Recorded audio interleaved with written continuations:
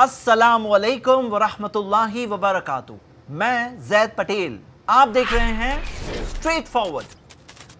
हिजाब बुरखे के ताल्लुक से बहुत सारे लोगों का ये मानना है ये एक तरह का जुल्म है, एक ऑपरेशन है औरतों के ऊपर। आज के वीडियो में इंशाल्लाह मैं आपके सामने 15 पॉइंट्स के जरिए एक ऑल्टरनेट एनालिसिस रखना चाहता हूं और मैं आप सबसे सिर्फ ये रिक्वेस्ट करता हूं कि एक ओपन माइंड के साथ आप इस वीडियो को जरूर देखें इंशाल्लाह। Point number 1, matter of faith. Quran के वर्सेस अगर आप पढ़ें तो आप क्लियरली देख सकते हैं कि बिलीविंग विमेन से बात हो रही है, ईमान वाली औरतों से बात हो रही है। उनसे कहा गया है कि उन्हें अपनी ब्यूटी को कवर करना है, ये उनके ईमान का तकाजा है, ये उनके बिलीफ का रिक्वायरमेंट है। हम देखते हैं कि अलग अलग मजहबों में उस बिलीफ की वजह से बहुत सी औरतें अलग अलग चीजें करती हैं। किसी मजहब में आप देख सकते हैं कि बालों को शेव भी किया जाता है, औरतें बाल शेव करती हैं, कहीं पे परमानेंटली कोई पर्टिकुलर लिबास पहनती हैं। इस्लाम के अंदर ऐसा नहीं है कि कोई परमानेंट स्टेप है, ये जो हिजाब है ये एक टेम्पररी चीज है। औरतें अपनी ब्यूटी औरतों के सामने बता सकती हैं। क्लोज रिलेटिव्स, महरम जिनसे शादी करने की इजाजत नहीं है, उनके सामने अपनी ब्यूटी बता सकती हैं, लेकिन उनके अलावा जो दूसरे मर्द है उनके सामने बेपर्दा आने मना किया गया है। पॉइंट नंबर 2, जो पब्लिक ऑब्स्सिनिटी आज हमें दिखाई देती है, जिस तरह से अवामी तौर पर पब्लिकली जिस तरह से कम लिबास और बेहयाई मिल रही है, ये एक बहुत ही रीसेंट फिनोमेना है। बहुत ही रीसेंट वक्त के अंदर इस तरह से ये चीज़ आम हुई है। अगर आप ये वीडियो देखें, ये 1901 की यानी 125 साल पहले की वीडियो है। इसमें अगर आप देखें तो आप देख सकते हो ब्रिटिश औरतें मैनचेस्टर में किस तरह से कौन सा लिबास पहनी हुई है। आपको ऐसा लगेगा जैसे कि मुस्लिम औरतें हैं। अगर आप गूगल में जाकर एक सर्च करें 1800s आउटडोर ड्रेसिंग, तो आपको क्या मिलेगा? आपको मिलेगा कि कहीं पर केप पहना जाता था, हैट पहनी जाती थी, लॉन्ग स्कर्ट्स होते थे, लॉन्ग स्लीव शर्ट्स होते थे, कोई स्कार्फ पहनता था। इस तरह से एक तरह से कवर्ड रखा जाता था। ये जो पब्लिकली आज ऑब्स्सिनिटी पाई जाती है, बेहयाई पाई जाती है, ये एक तरह का रीसेंट फिनोमेना है। आपको ये कह सकता है कि अभी ही लिबरेट हुए हैं, लेकिन ये भी तो हो सकता है कि पहले ये चीज़ में बेटर अंडरस्टैंडिंग प्रिवेल होती थी। पॉइंट नंबर 3, आइए हम मेन सवाल पर आते हैं। जो लोग हिजाब को अपोज करते हैं, बुरखे को अपोज करते हैं, उनका यह कहना है कि बॉडी अगर जाहिर होती है कोई लेडी की, कोई औरत की अगर बॉडी जाहिर होती है तो उससे कुछ नहीं होता, ये आपकी सोच में है, कुछ नहीं होता। अच्छा नहीं होता है? तो आप ये बताओ कि एडवर्टाइजिंग में एक पेन से लेकर गाड़ी के टायर से लेकर इंडस्ट्रियल प्रोडक्ट्स तक आपको ऐसा क्यों दिखता है कि वहां पे औरतों का इस्तेमाल किया जाता है, वहां पे फीमेल्स को लाया जाता है खास? और आप इस रिपोर्ट को देख सकते हैं, कॉग्निटिव साइकोलॉजी में ये चीज साबित शुदा है, ये चीज प्रूवन है कि इस तरह की जो बेहयाई है इट एक्चुअली सेल्स। इसकी वजह से एडवर्टाइजमेंट्स में एक सर्टेन रिस्पांस आता है। फिल्मों के अंदर जब ये चीज होती है तो फिल्मों को एक सर्टेन रिस्पांस मिलता है। गलत है, नहीं होना चाहिए, लेकिन उन्हें एक सर्टेन रिस्पांस मिलता है। आप खुद देख सकते हैं इंटरनेट पर, सोशल मीडिया में ऐसी वीडियोस जिसके अंदर ऑब्स्सिनिटी है, ऐसी वेबसाइट्स जहां ऑब्स्सिनिटी है, वहां उन्हें एक सर्टेन रिस्पांस आता है। आप खुद देख सकते हैं यूट्यूब के थंबनेल्स में कोई क्लिकबेट के तौर पर भी अगर कोई थंबनेल वैसा लगा दिया जाता है तो उसमें एक रिस्पांस रहता है। गलत है ये बात, लेकिन कोई अगर ये कहे कि उससे कुछ नहीं होता तो ये बात तो बिल्कुल गलत है। अच्छा आप बताओ, अगर कुछ नहीं होता है तो ऐसा क्यों है कि इंटरनेट पर जो बेहयाई बेचने वाली, ऑब्स्सिनिटी बेचने वाली जो वेबसाइट्स होती हैं, वो वेबसाइट्स के अंदर फिर लोग जाकर क्यों इतना खर्चा करते हैं? क्यों हमें मिलता है कि ये वेबसाइट्स में जो बिजनेस किया जाता है, ये गलत गंदा बिजनेस, उसके टर्नओवर की साइज तकरीबन 93 बिलियन यूएस डॉलर्स यानी कि 6.25 लाख करोड़ रुपए का सालाना बिजनेस होता है। आप बताओ, अगर कुछ नहीं होता तो ऐसा क्यों है कि लोग वहां जाके पैसे देते हैं? अगर कुछ होता ही नहीं है, कुछ होता ही नहीं है वो स्किन से, कुछ नहीं होता, तो why do people go and give money over there? आप इस स्टडी को देखिए, साबित हो चुका है कि फीमेल ब्यूटी देखने से मेल ब्रेन पर असर पड़ता है। जिस तरह से खाना खाने से एक असर होता है, जिस तरह से दवा पीने से एक असर होता है या ड्रग से असर होता है, तो फीमेल ब्यूटी को देखने से भी एक क्लियर कट असर होता है। इट्स हार्ड वायर्ड इनटू अस, मतलब एक टोटल चीज एक अंदर इंट्रिंसिकली फिट है। और आप जरा लॉजिकली सोचो, अगर ऐसा कुछ होता ही नहीं तो फिर इंसानी नस्ल कैसे कंटिन्यू होती है? अगर कोई अट्रैक्शन होता ही नहीं तो इंसानी नस्ल खत्म हो जाती, the human species would have ceased to exist. तो let's stop arguing about this. ये चीज के बारे में प्लीज आर्ग्यूमेंट बंद करते हैं कि कुछ नहीं होता, लेट्स स्टॉप दैट, आगे की बात करेंगे। पॉइंट नंबर 4, अब हम दो सोसाइटीज को एक्चुअली कंपेयर करेंगे इंशाल्लाह। एक तरफ एक इस्लामिक सोसाइटी है जो इस्लामिक सिस्टम ऑफ चेस्टिटी में बिलीव करती है, वहां पर हिजाब भी है, फाइनेंशियल जिम्मेदारी औरतों पर बिल्कुल नहीं है, और सेग्रीगेशन है, यानी मर्दों और औरतों में मिक्सिंग नहीं है। दूसरी तरफ एक ऐसी सोसाइटी है जो हिजाब में नहीं बिलीव करती, तो आप देख सकते हो कि वहां पर इंटरमिंगलिंग भी है, वहां हिजाब नहीं है, और जैसा कि आमतौर पर सोसाइटी में होता है, फाइनेंशियल जिम्मेदारी मर्दों और औरतों में दोनों में शेयर्ड होती है। आप इस बैरोमीटर को देख सकते हैं, एक तरफ एक मॉडेस्ट सोसाइटी है जो कवर्ड है, दूसरी तरफ एक एक्सपोज सोसाइटी है। सवाल ये उठता है कि क्या ऐसी कोई एक्सपोज सोसाइटी दुनिया में है? तो हाँ है। आज आप देख सकते हैं कि वेस्टर्न नेशंस में आमतौर पर एक एक्सपोज कल्चर ही फॉलो किया जाता है। हमें यह देखना है कि इस कल्चर से क्या रिजल्ट सामने आ रहे हैं। एक्सपोज सोसाइटी में, जैसे कि पॉइंट नंबर 3 में हमने देखा, ये अट्रैक्शन जो मौजूद है वो अट्रैक्शन अनकंट्रोल्ड छोड़ा गया है। अब जाहिर सी बात है उससे कुछ ना कुछ असर होगा, और क्या रिजल्ट मिल रहा है आप खुद देख सकते हैं। आप देखोगे अमेरिका में 40% बच्चे आउटसाइड मैरिज पैदा हो रहे हैं।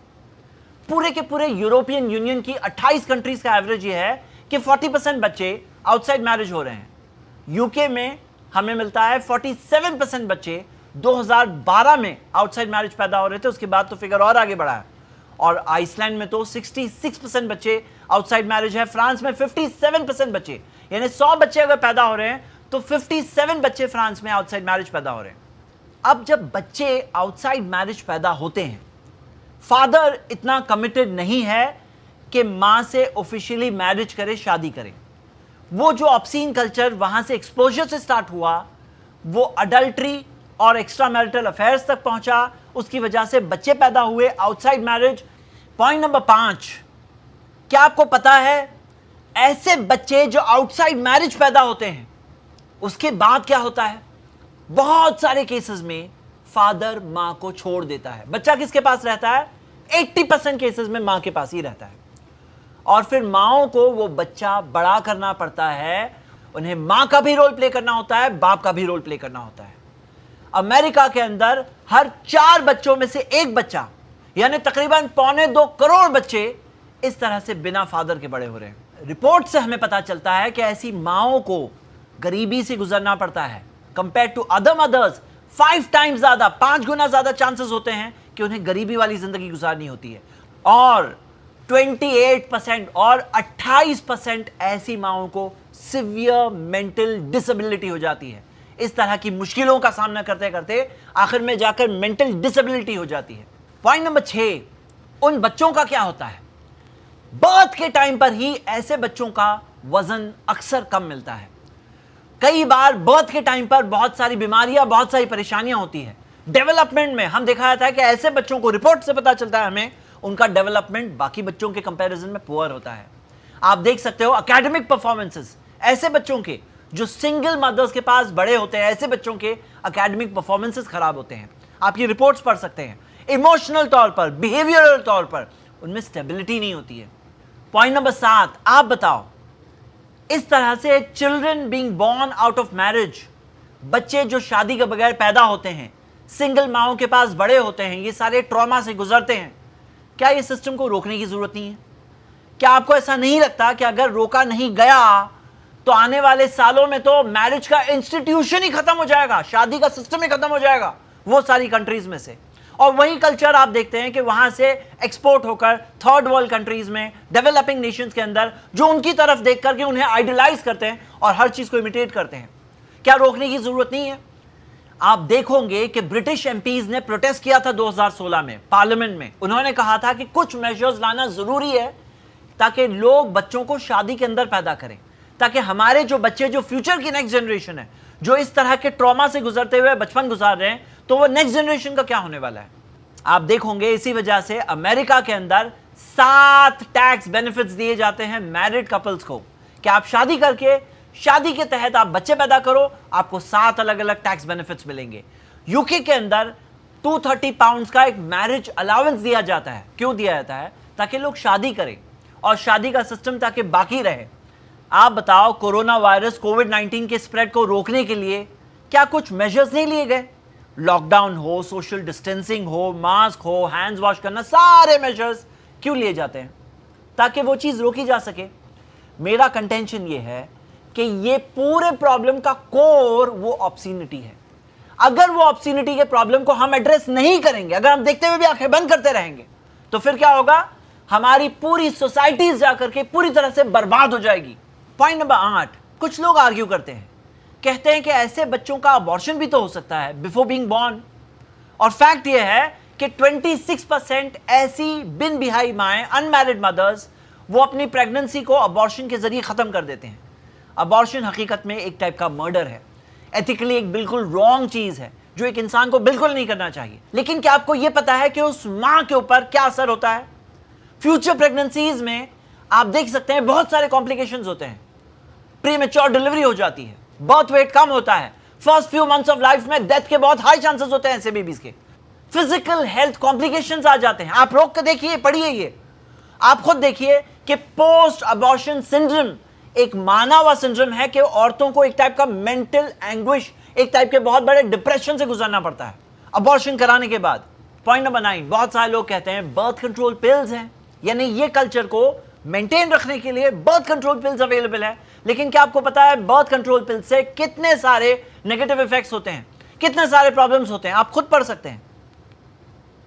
پوائنٹ نمبر 10 دکھائی یہ دے رہا ہے کہ یہ پورے فریڈم کا بوجھ تو صرف عورتیں ہی اٹھائی ہوئی ہیں۔ پریگننٹ کون ہونے والا ہے؟ مرد تو نہیں ہونے والا ہے، عورتیں ہی ہونے والی ہیں۔ ڈیلیوری کیسے کرنی ہوگی؟ جو بچہ چائلڈ برتھ ہوگی اس سے کسے گزرنا ہوگا؟ اس ماں کو ہی گزرنا ہوگا۔ آپ دیکھیے کہ بچے کو سنبھالنا، فاسٹرنگ کرنا، دودھ پلانا، فیڈ کرنا، سنبھالنا کون کرے گا؟ Almost all the time mothers ہی کرے گی، اور اگر ایک سنگل پیرنٹ کا رول ادا کرنا پڑا تو 80% آف دا ٹائم مائیں کر رہی ہیں۔ اور فائنینشیل رسپانسبلٹی، آپ بتاؤ کہ جس فادر نے شادی ہی نہیں کی اس پہ کیا فائنینشیل رسپانسبلٹی ہے؟ اس پہ تو رسپانسبلٹی نہیں ہے، بچہ کس کے پاس ہے؟ ماں کے پاس ہے، اس کے اوپر ہی پوری فائنینشیل رسپانسبلٹی ہے۔ یہاں تک کہ اس فادر کی وراثت میں بچے کا انہیریٹنس کا رائٹ بھی نہیں ہوتا ہے۔ اور آپ دیکھیے میڈیکل پرابلمز جو ہوتے ہیں ابارشن میں، اس سے کسے گزرنا ہوگا؟ ماں کو گزرنا ہوگا۔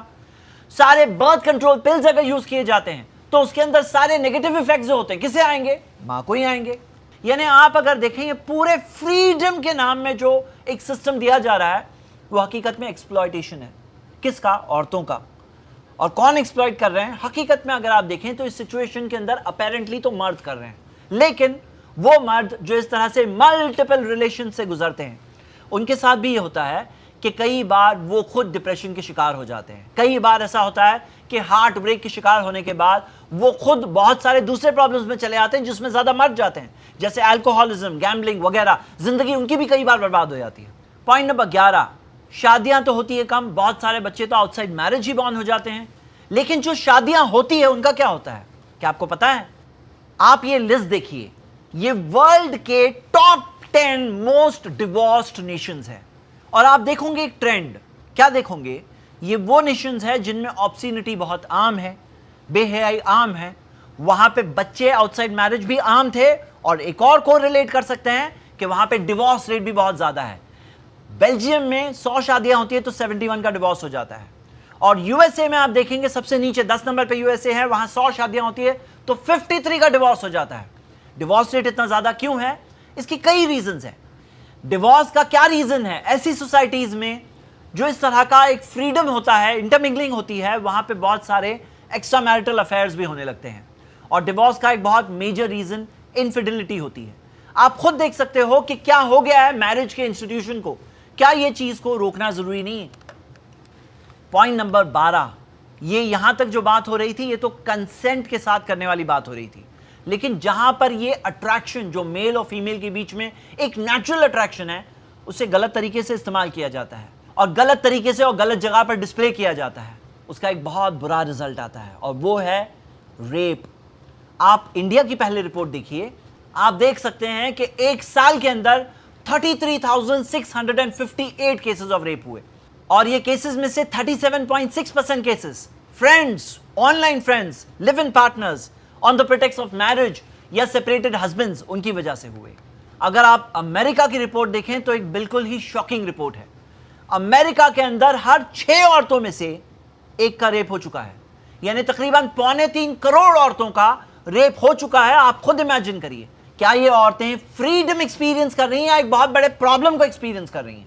आइए वर्क प्लेसेस की बात करें। इस सर्वे में आया है कि 81% औरतें जो वर्क प्लेसेस में हैं उन्होंने किसी या तो किसी तरीके के सेक्सुअल हैरेसमेंट को एक्सपीरियंस किया है। 81%।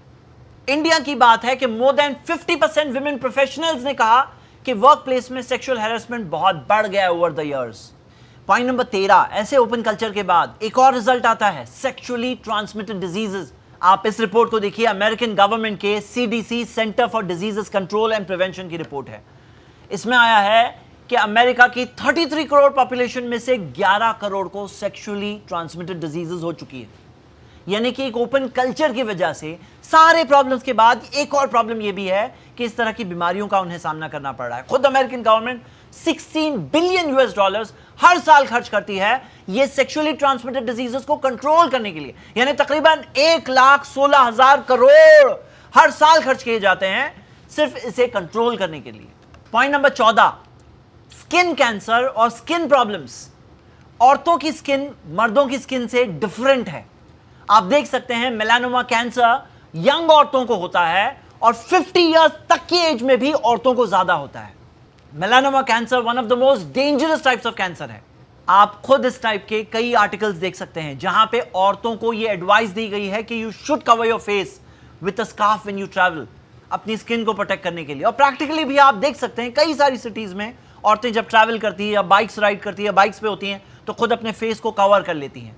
इस वीडियो का आखिरी पॉइंट नंबर 15, इस्लामिक सिस्टम में एक औरत को अपने आप को ब्यूटिफाई करना है सिर्फ अपने हस्बैंड के लिए, लेकिन जो ऑब्सिनिटी वाला सिस्टम है वहां पे एक औरत जिसे सारे मर्द देख रहे हैं उसे सबकी नजरों में कम से कम ठीक ठाक तो दिखना है।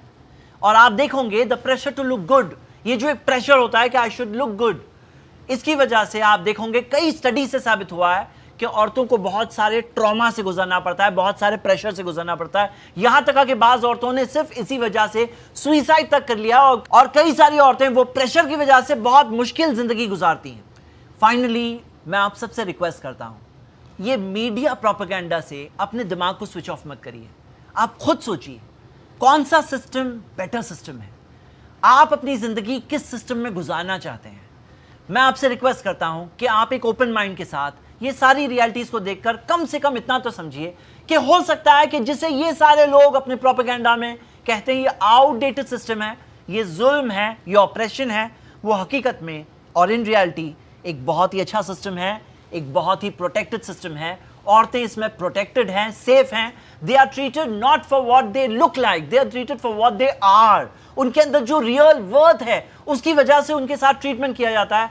मैं आप सारी सिस्टर्स को दावत देता हूं कि आप ज़रूर इस्लामिक सिस्टम ऑफ हिजाब और बुर्का एक्सेप्ट करें, उसे अपोज ना करें, उसे सपोर्ट करें। शुक्रिया। अस्सलाम वालेकुम रहमतुल्लाह। ऐसे ही और वीडियोस बनाने में हमारी मदद करें।